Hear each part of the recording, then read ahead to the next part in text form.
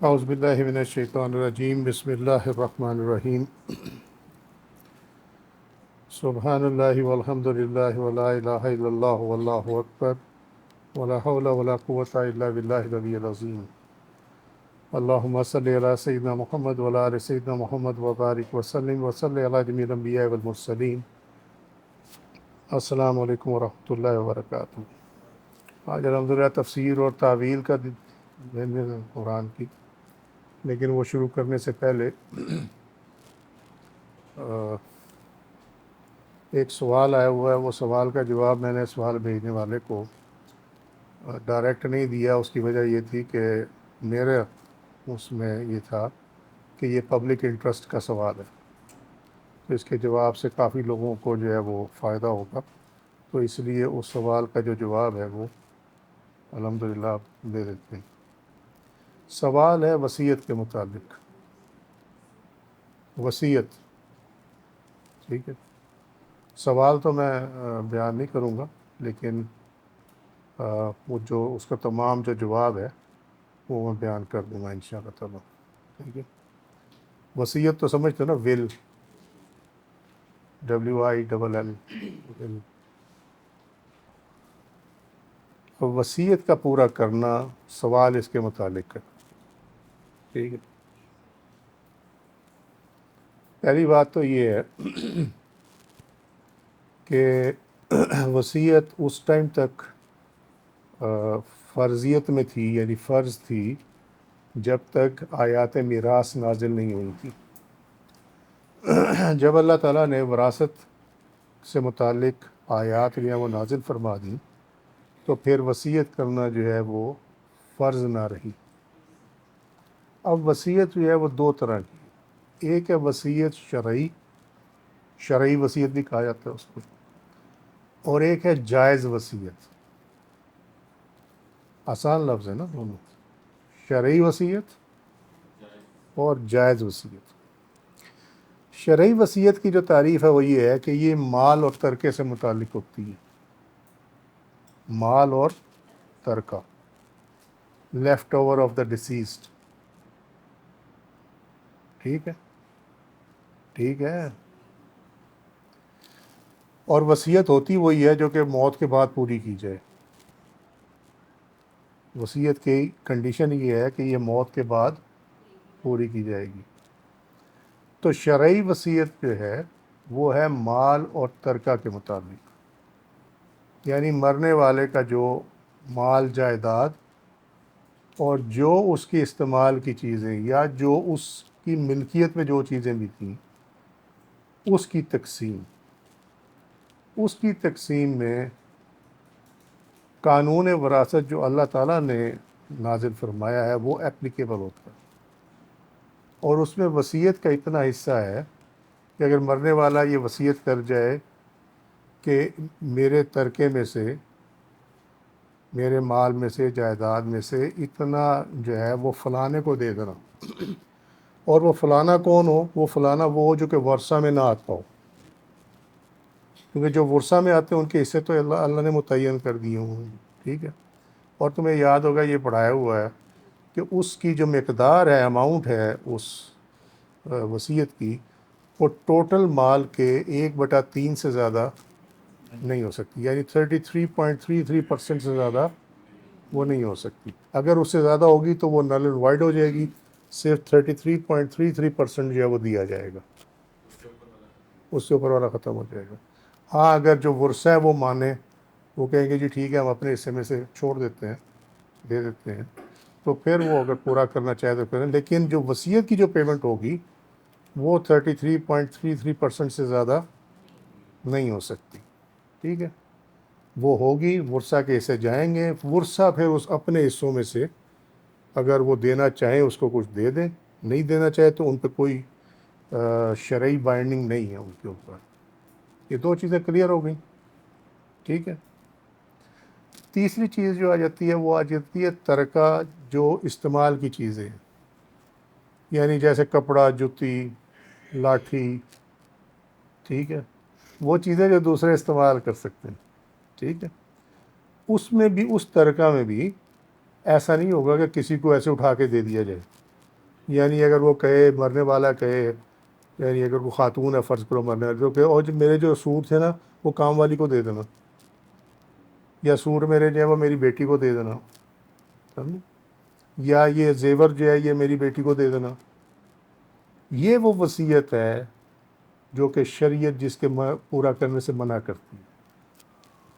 منع اس طرح کرتی ہے کہ وہ صرف ورثہ کا حق ہے، کپڑا، جتی، زیور، ہر چیز ورثہ کا حق ہے۔ ورثہ اگر چاہیں تو اپنا اتفاق کر کے وہ دے دیں کسی کو جس کے لیے اس نے کہا ہے، تب تو ٹھیک ہے، وگرنہ ان کے اوپر اس کی وصیت کو پورا کرنا لاگو نہیں ہے، کیونکہ اللہ کا جو قانون ہے وہ سب سے افضل ہے، وہ مقدم ہے، اس کے آگے کوئی چیز نہیں ہے، ٹھیک ہے؟ کیونکہ اس طرح کرنا جو ہے، اللہ تعالیٰ نے جو وراثت میں حصے مقرر کیے ہوئے ہیں اس کے اندر اپنی طرف سے چینج کر دینا ہے، جو کہ شریعت میں الاؤڈ نہیں، ٹھیک ہے؟ اسی طرح اگر وہ وصیت کر جائے مرنے سے پہلے کہ جی میری جائیداد میں سے میری فلانی اولاد کو حصہ نہیں دینا، تو یہ جو وصیت ہے یہ نل اینڈ ورڈ ہے، کیونکہ جس کا حصہ اللہ نے مقرر کیا ہوا ہے کوئی انسان اس کو چینج کرنے کی ہمت نہیں کر سکتا، اگر وہ کرتا ہے تو وہ گناہ گار ہوگا۔ اور اس کے متعلق نبی کریم صلی اللہ علیہ وسلم نے فرمایا ہوا ہے، سنن نبی داؤد کی روایت ہے کہ جس نے ایسا کیا، یعنی اپنی اولاد میں سے یا وارث میں سے جو وارث بن سکتا تھا اس کے بارے میں وصیت کی کہ اس کو حصہ نہ دیا جائے، اللہ تعالیٰ اس کو جنت سے دور کر دے گا، سمجھے؟ ہمارے ہاں یہ عام ہے، اس کی شرح یہ کرتے ہیں کہ جب تک اللہ چاہے گا اسے جنت سے دور رکھے گا، وہ شرح کرتے ہیں لیکن الفاظ یہ ہیں کہ وہ جنت سے اس کو دور کر دیا جائے گا، یعنی اسے جنت میں داخل نہیں ہونے دیا جائے گا۔ تو وہ وصیت پورا کرنا ورثہ کے اوپر لاگو نہیں۔ کلیئر ہو گئی بات یا نہیں ہوئی؟ وہ کو سمجھ میں آ رہی ہے؟ اچھا، روٹین کے حق کی یہ جو پریکٹس ہے تو ہمارے یہاں تو وصیت پہ عمل کرتے ہیں۔ سنو نا، وہی سنا رہا ہوں، الحمدللہ یہ میں ساتھ بیان کر رہا ہوں کہ کون کون سی ایسی اس طرح کی وصیتیں ہیں جن پہ آپ عمل نہیں کر سکتے، آپ کو شریعت نے پابند کیا کہ آپ نہیں کریں گے اس کے اوپر عمل، سمجھ گئے بات؟ جس کا حصہ اللہ نے نازل فرمایا ہے نا آیات میں، اور جس کا حصہ نبی کریم صلی اللہ علیہ وسلم نے حدیث میں فرما دیا، بیان کر دیا ہے، آپ اس کو آگے پیچھے نہیں کر سکتے۔ آگے پیچھے کرتے ہیں تو یہ قرآن کا اور حدیث کا انکار ہو جائے گا، سمجھ میں آئی بات؟ اور وہ جنت سے جو دور رکھا جائے گا اس لیے رکھا جائے گا کیونکہ یہ انکار ہے قرآن کا کہ آپ ایسے بچے یا بچی کو جو کہ آپ کا حقیقی وارث ہے اس کو آپ محروم کر دیتے ہو وصیت کے ساتھ کہ جی اس کو حصہ نہ دیا جائے۔ یہ ہے شرعی وصیت، یہ کہ جو کہ مال اور ترکے سے متعلق ہو۔ تو لہٰذا یہ یاد رکھو، جائیداد، مال اور ترکہ، اس میں سے جن کے حصے اللہ نے نازل فرمائے ہیں، جو نبی کریم صلی اللہ علیہ وسلم نے بیان فرمائے ہیں، اگر وہ آیت میں نہیں ہے تو نبی کریم صلی اللہ علیہ وسلم نے بیان فرمائے ہیں، وہ تمام کے تمام لاگو ہیں۔ اس کے علاوہ انسان اپنی طرف سے کوئی حصہ کریٹ اس میں نہیں کر سکتا، نہ کسی کا حصہ ختم کر سکتا۔ اگر کوئی ایسی وصیت کر جائے تو اس وصیت پہ عمل کرنا ورثہ کے لیے لازم، بلکہ لازم نہیں ہے بلکہ منع ہے، ٹھیک ہے؟ اگر وہ کریں گے تو وہ بھی گناہ گار ہو جائیں گے، ٹھیک ہے؟ یہ تو ہو گئی شرعی وصیت۔ اب آگے دوسری قسم جائز وصیت کی۔ جائز وصیت وہ ہے جو کہ ان معاملات سے ہٹ کر ہو جو بھی بیان کیے گئے ہیں، مال، ترکہ اور یہ وہ سارا، ٹھیک ہے؟ اور اس میں جو ناجائز تھی وہ بھی سمجھا دی ہے کہ یہ ناجائز ہے۔ جائز وصیت وہ ہے جو کہ دین کے کسی حکم کے خلاف نہ ہو، نمبر ایک۔ نمبر دو، دین میں اس کو اس کام کو مکروہ قرار نہ دیا گیا ہو۔ نمبر تین، دین میں اس کام کو حرام قرار نہ دیا گیا ہو، ٹھیک ہے؟ ٹھیک ہو گئی بات؟ تو اگر یہ اس پہ شرائط پوری ہوتی ہیں کہ وہ دین کے خلاف نہیں ہے، کسی کی حق تلفی نہیں ہو رہی، کیونکہ دین میں یہ ہے نا کسی کا آپ حق نہیں مار سکتے، کسی کی حق تلفی نہیں ہو رہی ہے، کوئی نقصان نہیں ہو رہا ہے اس کو کرنے سے، ٹھیک ہے، کیونکہ نقصان سے بچنے کا بھی تو ہے نا کہ آپ اگر آپ کو سمجھ نظر آ رہا ہے نقصان ہے تو پھر آپ احتیاط کریں گے اس کے بارے میں، ٹھیک ہے۔ تو ایسی چیزوں میں اگر کوئی وصیت کر جائے، فار ایگزامپل وہ ماں مرنے سے پہلے وصیت کر جائے کہ جی بدلے میں تو نے فلانے برادری کا بندہ قتل کرنا ہے، نہیں تو میں تجھے دودھ نہیں بخشوں گی، ٹھیک ہے۔ اب بندہ کہے کہ جی میری ماں وصیت کر گئی ہے تو میں تو قتل کروں گا، یہ دین کے خلاف ہے، اس وصیت پہ عمل نہیں ہوگا، ٹھیک ہوگی بات، سمجھ میں آ رہی ہے یا نہیں سمجھ میں آ رہی؟ اچھا، کوئی اگر ماں ایسا یا باپ ایسی وصیت کر جائے، فار ایگزامپل باپ کہہ جائے مرنے سے پہلے کہ بھئی یہ جو مکان ہے جو میرے نام ہے تقسیم تو تمہارے میں ہونا ہے، لیکن جب تک تمہاری ماں زندہ ہے نا اس کو نہ بیچنا، ٹھیک ہے۔ اچھا، اب اس میں اس وصیت پہ عمل کا صرف ایک طریقہ ہے، بنیادی طور پہ یہ وصیت غلط ہے، یہ ہے وہ وصیت ہے جس پہ عمل نہیں کیا جائے گا، کیونکہ شریعت یہ کہتی ہے کہ جیسے ہی انتقال ہو ترکہ جو ہے وہ ورثہ میں تقسیم کر دیا جائے۔ اس پہ عمل اس صورت میں ہو سکتا ہے جب تمام اولاد، تمام ورثہ جو بھی ہیں وہ اس پہ اگری کریں کہ جی ٹھیک ہے جب تک ہماری ماں زندہ ہے ہم اس مکان کو نہیں بیچیں گے، اس صورت میں یہ ہو سکتا ہے۔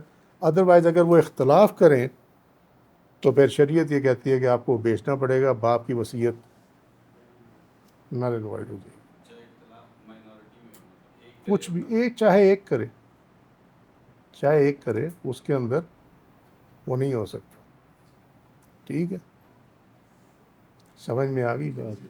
تو میں نے اس وجہ سے اس کو پبلک انٹرسٹ کی چیز تھی تو میں نے اس لیے اس کو ہولڈ کیا، کل آیا تھا سوال تو میں نے کہا چلو نہیں مزہ آیا کوئی۔ اس میں ایک چیز اور بتا دیں کہ ایسی وصیت جیسے کوئی باپ یا ماں نافرمان اولاد اس کی زندگی میں ہو کہ جس کو میرا منہ نہ دیکھنے دے، اور باقی بہن بھائی کہیں کہ جی ماں یہ کہہ کے گئی تھی یا باپ یہ کہہ کے گیا تھا تو لہٰذا تو اب باڈی کے نزدیک نہیں جا سکتا، حالانکہ یہ اس کا رائٹ ہے کہ اس کی ماں باپ یہ وصیت بھی غلط ہے، یہ وصیت بھی غلط ہے، کیونکہ اس سے اس کا رشتہ ختم نہیں ہوا،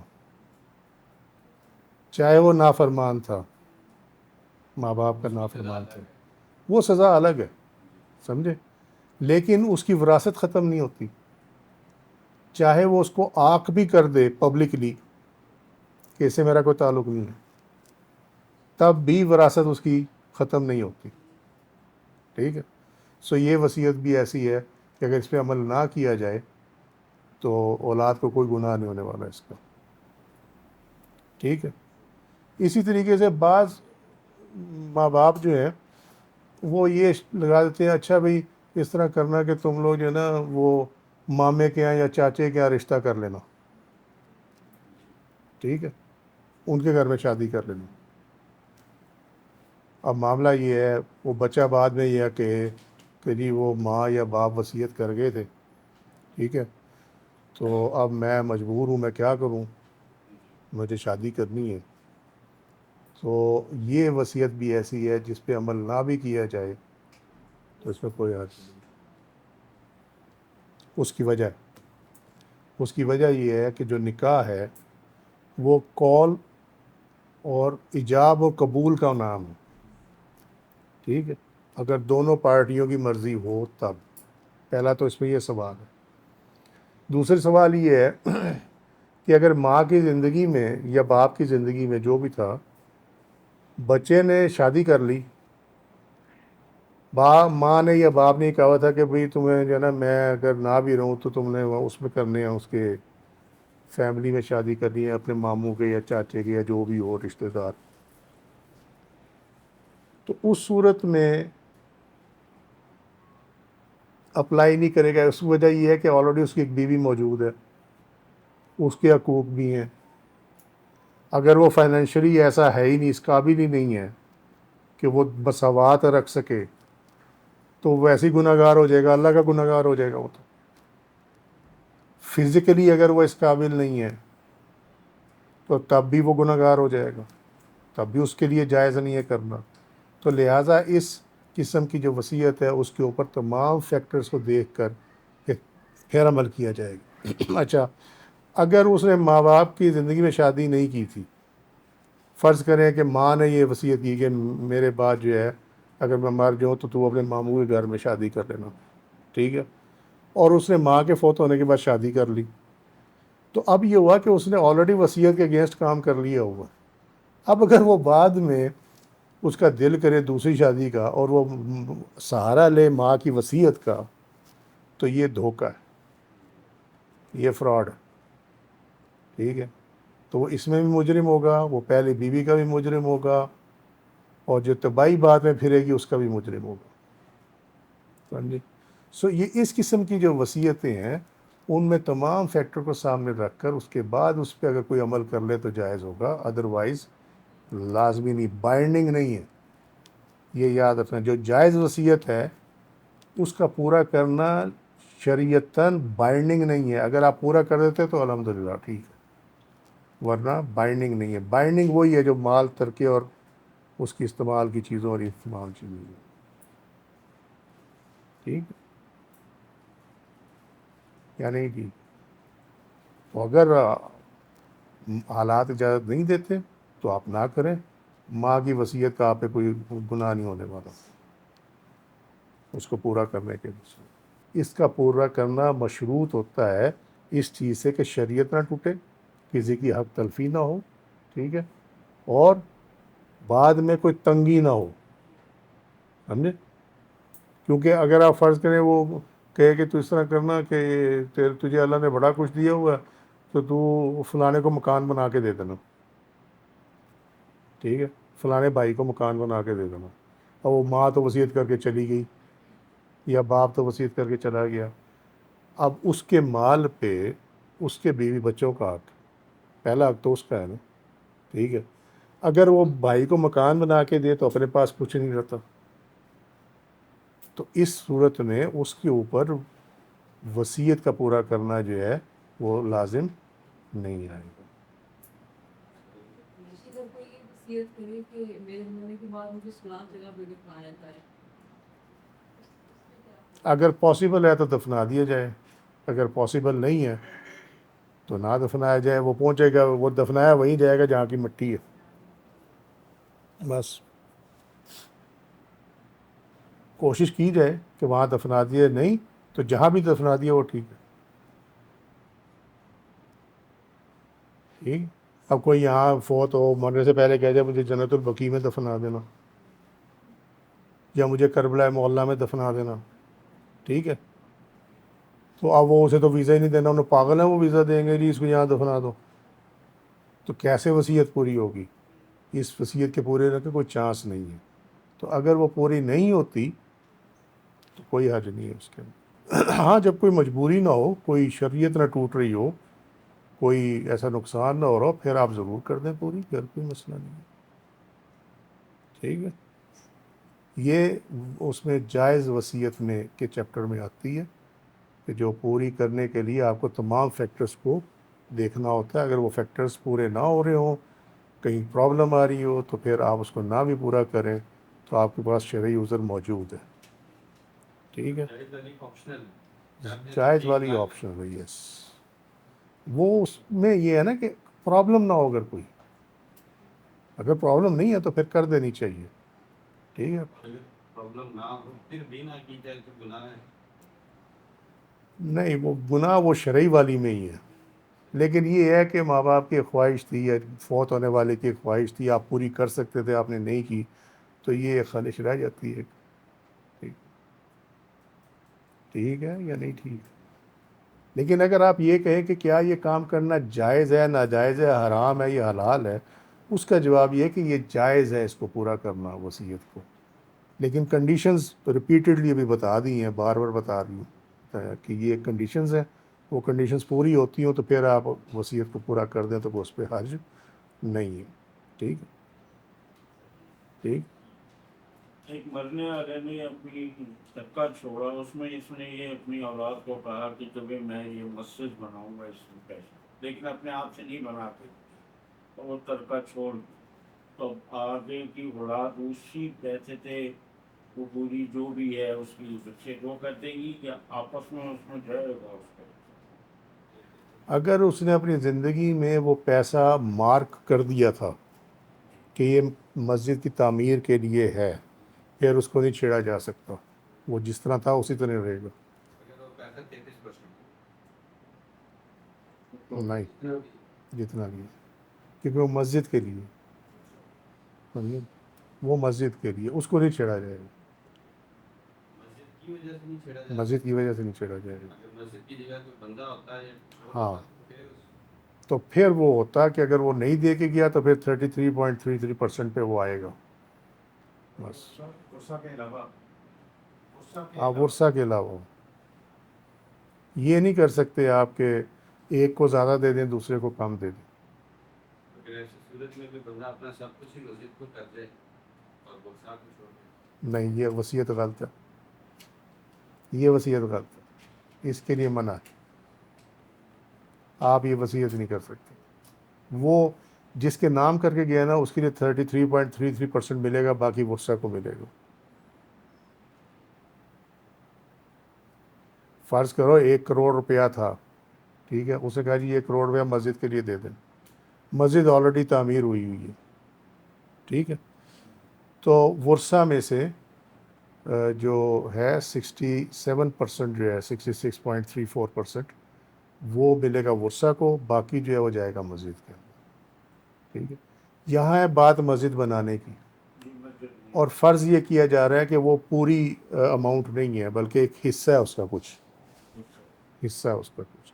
تو وہ چونکہ اپنی زندگی میں اس کو کر گیا تھا، لہٰذا وہ حصہ جو ہے وہ مسجد کی تعمیر کے لیے جائے گا، اس میں اور کچھ نہیں ہو سکتا. اچھا جی، تفسیر العلمیہ و تاویلات الصوفیہ سورۃ النساء، ہم نے آیت نمبر 131 کی تاویلات الصوفیہ کر لی تھی. اس میں 2 صرف چیزیں رہتی تھیں جو رہ گئیں اس دن جلدی میں. وکان اللہ غنی حمیدہ، اس میں اللہ کی 2 صفات بیان ہوئی ہیں، الغنی اور الحمید. ٹھیک ہے، سو الحمید آخری تعریف والا، جو اپنی تعریف خود بھی کرے اور ہر تعریف کرنے والے کی زبان سے اپنی تعریف کروائے، ہر حمد کرنے والے کی زبان سے اپنی حمد کروائے. اس کا تعلق مقام محمود اور لوائے حمد کے ساتھ بھی ہے. یہ حضرت ابن العربی کی ڈیریویشن ہے.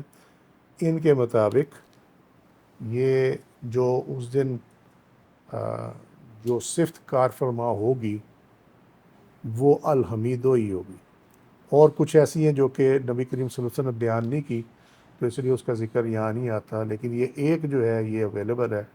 اور لوائے حمد کہتے بھی اس کو اسی لیے ہیں کہ یہ حمد کا جھنڈا ہوگا، اس لیے اس میں جو صفت کار فرما ہوگی وہ الحمید ہوگی.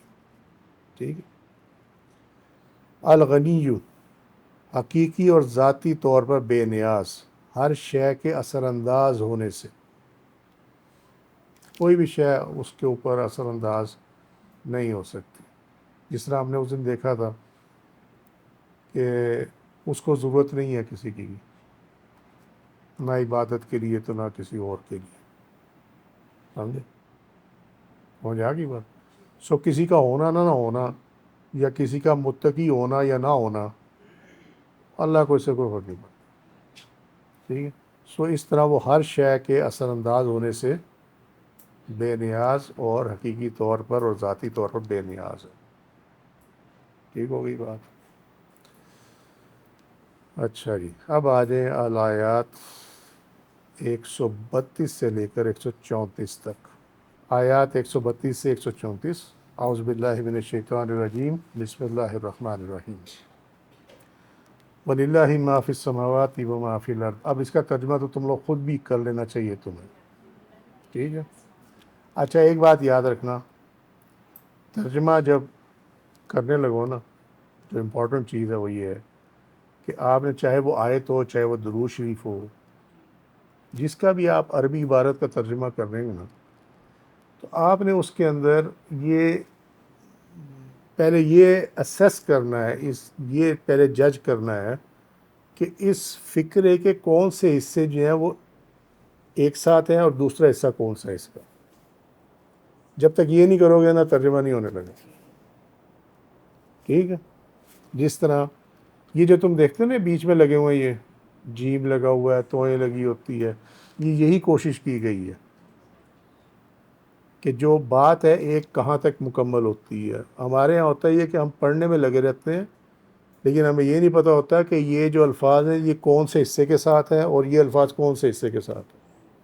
और जो सबसे ज़्यादा जो बेड़े गर्क होते हैं ना, वो तब होते हैं जब हमें वाव को तशदीद के साथ मिलाना पड़े।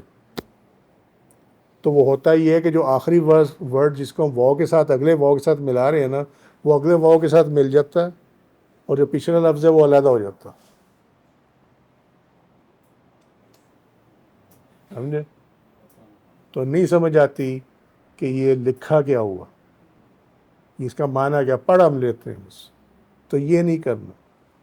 आप देखो ऐसे, वलिल्लाहि, ये एक हिस्सा है, मा फिस समावाति, जो कुछ आसमानों में, व मा फिल अर्द।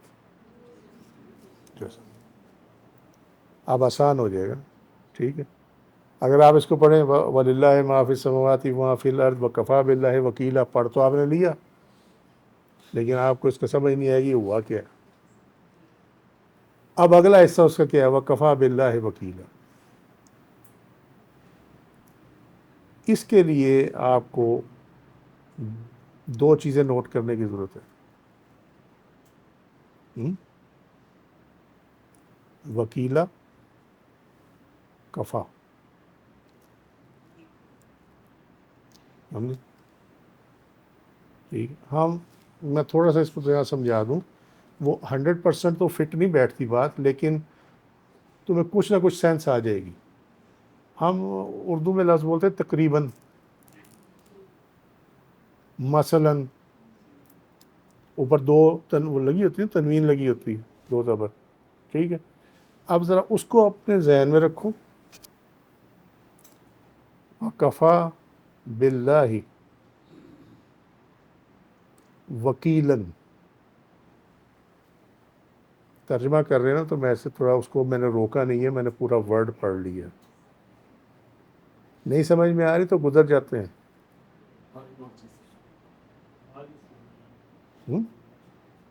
अच्छा, अब करना ये है कि ये देखना है कि कफ़ा का माना क्या है,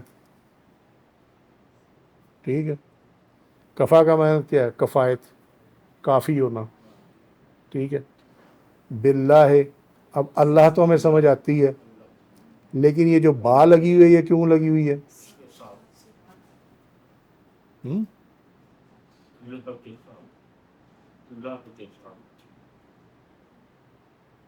बा का मतलब उसके लिए और अरबी ज़ुबान में कुछ वर्ब्स ऐसे हैं जिनके साथ अन, मिन, बा, मा, ये अल्फाज आते हैं, वो याद रखने पड़ते हैं कि इसके साथ ये आएगा, समझे। ये उनमें से है।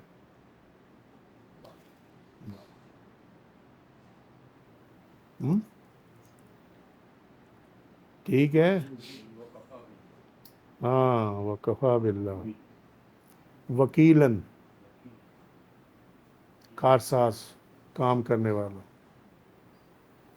वकफ़ा बिल्लाहि वकीलन, और काफ़ी है अल्लाह कारसाज, ठीक है। तो अब जब इसको हम मुहावरतन लिखेंगे अपने उर्दू में, जब इसकी इबारत बनाएंगे तो ये है, और अल्लाह काफ़ी और कारसाज, ठीक है, ठीक है। تو یہ بریکٹ میں نے دے دیا سب کے لیے، تاکہ یہ نہ سمجھے کہ کسی ایک خاص کے لیے ہے، سب کے لیے اللہ تعالیٰ کافی ہے، وہ سمجھے کوئی تو بات ہے نا۔ اللہ نے فرمایا نا، وہ نبی کریم صلی اللہ علیہ وسلم نے فرمایا اللہ ویسے ہی جیسا تم گمان کرو، اگر آپ سمجھتے ہیں کہ وہ میرے لیے کافی ہے تو آپ کے لیے کافی ہے، لیکن وہ اپنی ذات میں اور اپنے افعال میں سب کے لیے کافی ہے۔ اب یہ بندے پہ ہے کہ وہ اس پہ کتنا بھروسہ کرتا، ٹھیک ہے۔ ان یشاء یذہبکم ایھا الناس، ہم یہاں رک جاتے ہیں، ذرا توجہ، جو میں بات سمجھا رہا تھا کہ ہم نے یہ دیکھنا ہے کہ کون سے الفاظ اکٹھے ہیں اور کون سے الفاظ جو ہیں دوسری جگہ اکٹھے ہیں، ٹھیک ہے۔ وہ سمجھا پا رہا ہوں یا نہیں سمجھا پا رہا ہوں؟ اب یہ آیت یہ دیکھا نا، وَإِن يَشَأْ يُذْهِبْكُمْ أَيُّهَا النَّاسُ وَيَأْتِ بِآخَرِينَ، اب انہوں نے جیم تو یہاں لگا دی نا، ٹھیک ہے، وہ تو ان کا اپنا مسئلہ لگا دیا نا، ٹھیک ہے، ہم اس کو غلط تھوڑی کہ ہم مرنا ہم نے غلط کیا ہے۔ وَكَانَ اللَّهُ عَلَى ذَلِكَ قَدِيرًا۔ اچھا، اگر آپ ترجمہ کریں گے تو ٹائم تو نہیں ضائع ہو رہا؟ شور؟ ان یشاء، اگر وہ چاہے، یذہبکم، کم جمع، مخاطب کے لیے جمع، ٹھیک ہے، یو پیپل، آپ اس کا سمجھیں، یا جو ہے وہ ہے فائل کے لیے جو ہے، ذہب بیچ میں ورب ہے۔ ان یشاء، اگر وہ چاہے، یذہبکم، کہ تمہیں چلتا کرے، ٹھیک ہے، ایھا الناس، اے لوگو، ٹھیک ہے۔ سو جب ترجمہ کریں گے نا تو اس کا مطلب ہے کہ یہ یہاں تک ہم پہلے ترجمہ کریں گے، سمجھ گئے بات؟ یہاں تک پہلے آپ یہاں تک ترجمہ اس کا کریں گے، اس کے بعد اگلے حصے کا کریں گے، پھر اس کو پورا فکر آپ بنا دیں گے۔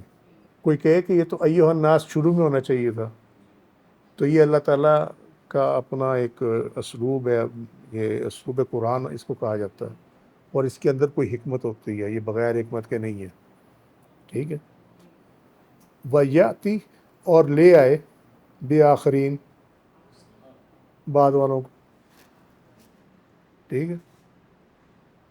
وَكَانَ اللَّهُ عَلَى ذَلِكَ قَدِيرًا، جب قرأت کریں گے تو قدیرہ پڑھا جائے گا۔ وَكَانَ اللَّهُ، اللہ ازل سے، عَلَى ذَلِكَ، اس پر، قدیرًا، قادر، ٹھیک ہے۔ یعنی اللہ تعالیٰ کو تمہاری ضرورت نہیں ہے،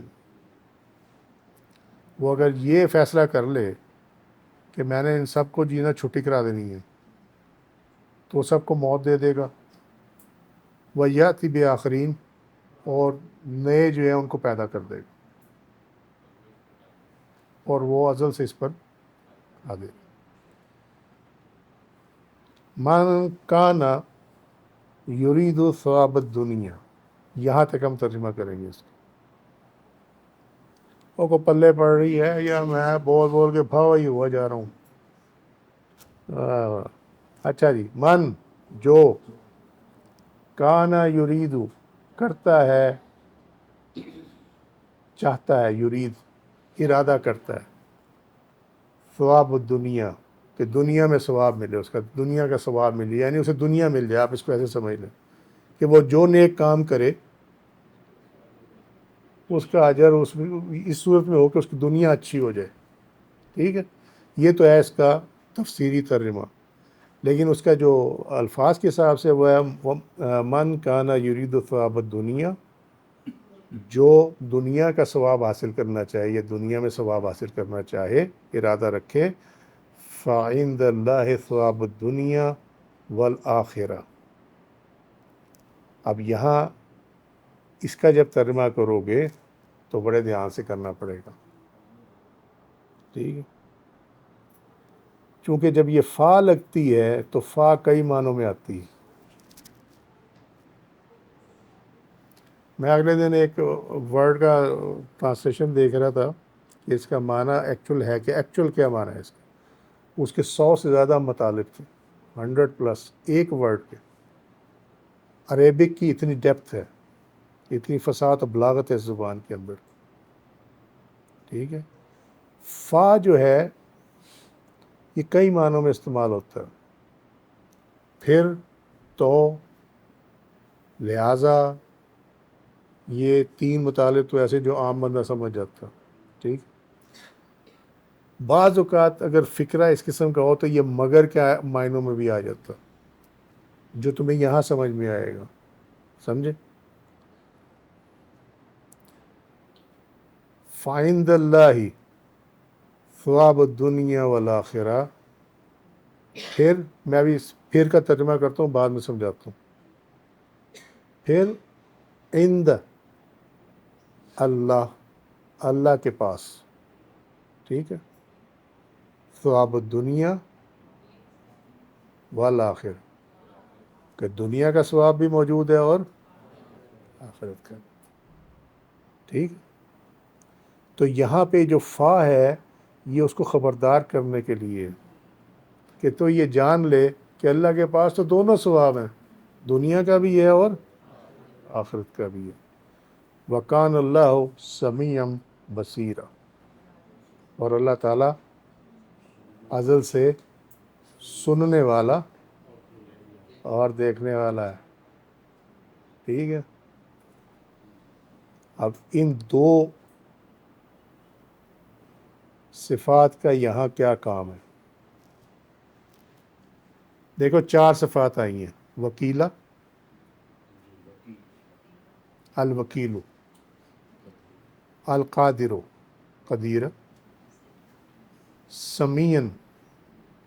ٹھیک ہے. یہ تو میم تو آئی ہے نا با کی وجہ سے. سمیع، سننے والا. البصیر، بس دیکھنے کی. ٹھیک. یہ کیوں آئی ہیں؟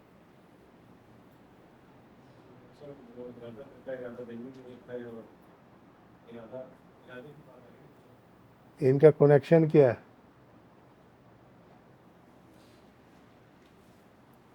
کچھ تو ہوگا نا.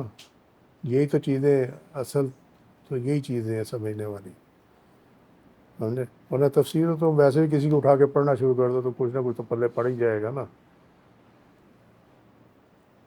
ذرا اوپر کی آیت کو دیکھنا کہ جو کچھ بھی ہے زمین و آسمان میں، یہ ہم پیچھے کر رہے ہیں اس کی تفسیر. ملکیت اللہ کی ہے لیکن تصرف تمہارا ہے، تمہارے یوز کے لیے. ٹھیک ہے. اور وہ جو یوز کے لیے ہے وہ یہ ہے کہ جو جتنے بھی کام بناتا بگاڑتا ہے، جتنا بھی جو کچھ بھی تمہیں چاہیے پرووائڈ کرتا ہے، وہ کارساز اللہ ہی ہے اور وہی کافی ہے، کیونکہ اس کے علاوہ کوئی دے ہی نہیں سکتا.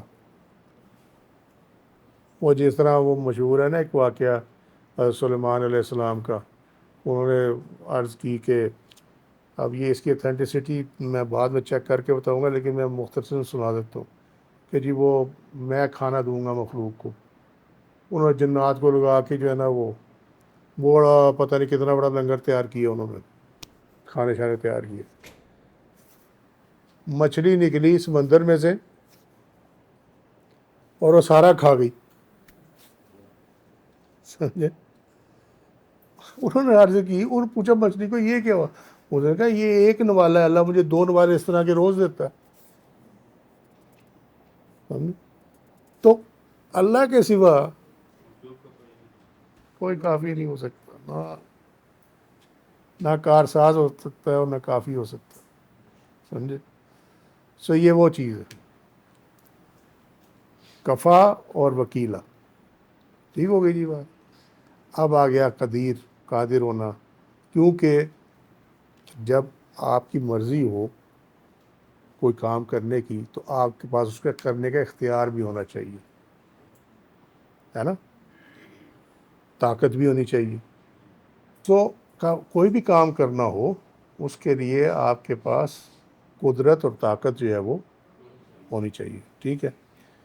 تو یہاں پہ کیا ہے کہ اگر وہ چاہے کہ تمہیں موت دے دے یا تمہیں چلتا کرے موت کی صورت میں اور نیوں کو پیدا کر دے، تو اس کے لیے پھر کیا ہے؟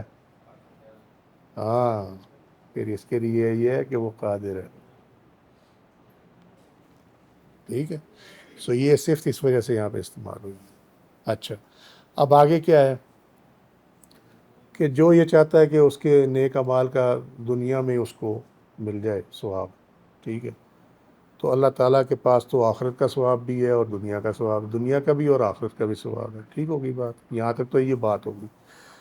اب آگے جو ہے وہ سمیع بصیرہ کیوں ہے؟ وہی سوال دیکھ کے کرتا زبان سے اگر کوئی ڈرا سمجھے کچھ کسی حد تک بات یہ ہے کہ اگر وہ نیک کام کے لیے وہ چاہے، اب جو میں بات بیان کرنے لگا ہوں اس پہ کنفیوز نہ ہو جانا، پہلے مکمل ہونے دینا اس کو، ٹھیک ہے. اللہ تعالیٰ سے جب کوئی دعا مانگتا ہے نا تو اللہ سمیع ہے اور بصیر ہے، یعنی وہ تمہاری دعا کو سن بھی رہا ہے اور تمہیں دعا کرتا ہوا وہ دیکھ بھی رہا ہے اور تمہاری خبر بھی رکھتا ہے، ٹھیک ہے. سو یہاں یہ ہے کہ جب بندہ اس سے یہ دعا کرے کہ میں نے نماز پڑھ لی ہے تو میرا جو ہے وہ یہ کام اچھا ہو جائے، میرا کاروبار چل پڑے، ٹھیک ہے. نماز کے بعد وہ دعا کرے کہ یا اللہ یہ جو نماز ہے نا اس کے صدقے میں یا اس کی وجہ سے میرا کاروبار چلا دے، ٹھیک ہے، ٹھیک ہے نا. یا اس کے ذہن میں یہ نیت میں یہ ہو کہ میں نے نماز پڑھوں گا نا تو میرا کاروبار بڑا اچھا چلے گا، ٹھیک ہے. سو وہ ثواب آج دنیا میں آ گیا،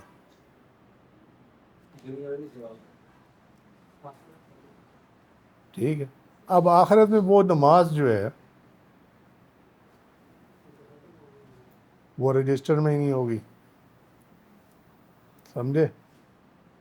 اس لیے کہ اس کا جو کچھ بھی تھا معاملہ وہ لے لیا گیا، ٹھیک ہے.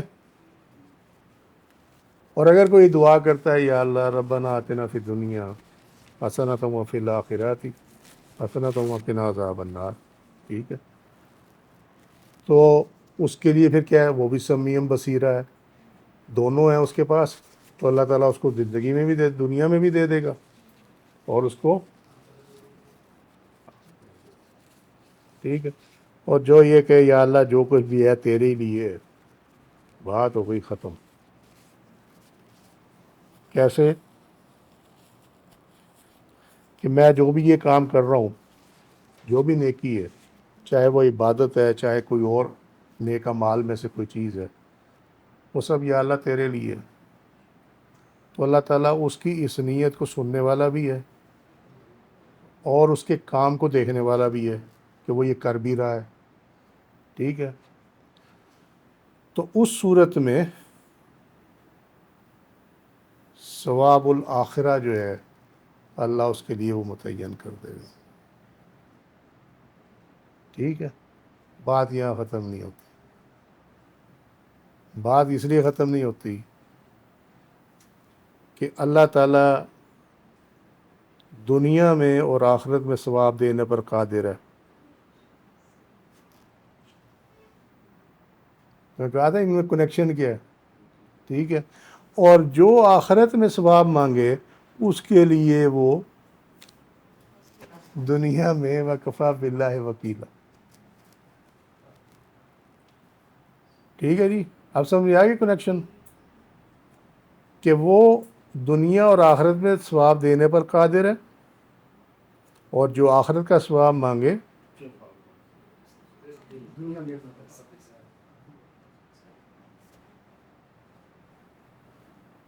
تو اب مجھے بتاؤ گھاٹے کا سودا کس نے کیا؟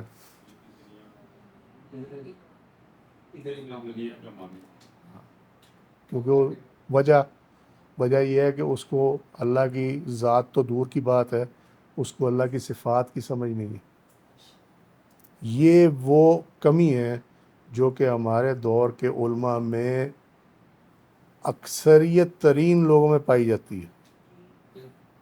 وہ اللہ تعالیٰ کی صفات کو برائے نام جانتے ہیں، وہ اس کی فنکشنالٹی کو اس ڈیپتھ میں نہیں جانتے جس میں اس کو جاننا چاہیے، کیونکہ جب اس ڈیپتھ میں جائیں گے تو پھر اس کے بعد قرآن جو ہے وہ سمجھ میں آئے گا کہ یہ کیا ہے.